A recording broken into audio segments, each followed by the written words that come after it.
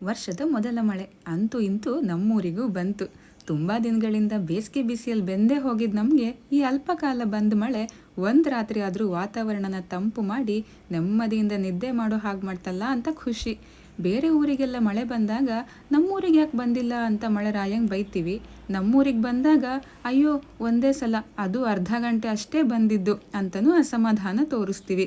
ಈ ಮನುಷ್ಯ ಜೀವಿನೇ ಹಾಗೆ, ಇಲ್ಲದೆ ಇದ್ರೆ ಇಲ್ಲವೇ ಇಲ್ಲ, ಇದ್ರೆ ಇಷ್ಟೇನಾ ಅಂತ ಯಾವುದ್ರಲ್ಲೂ ಎಷ್ಟಿದ್ರೂ ನೆಮ್ಮದಿ ಮಾತ್ರ ಇರೋದೇ ಇಲ್ಲ.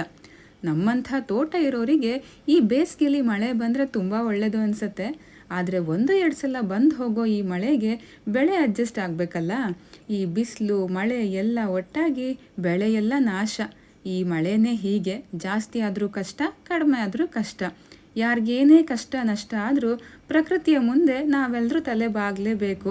ನೀವೆಷ್ಟೇ ಹೊಗಳಿದ್ರೋ ಎಷ್ಟೇ ಬೈಕೊಂಡ್ರೋ ಪ್ರಕೃತಿ ಮಾತ್ರ ತನ್ನ ಆಟನ ಮುಂದುವರಿಸ್ತಾನೆ ಇರುತ್ತೆ.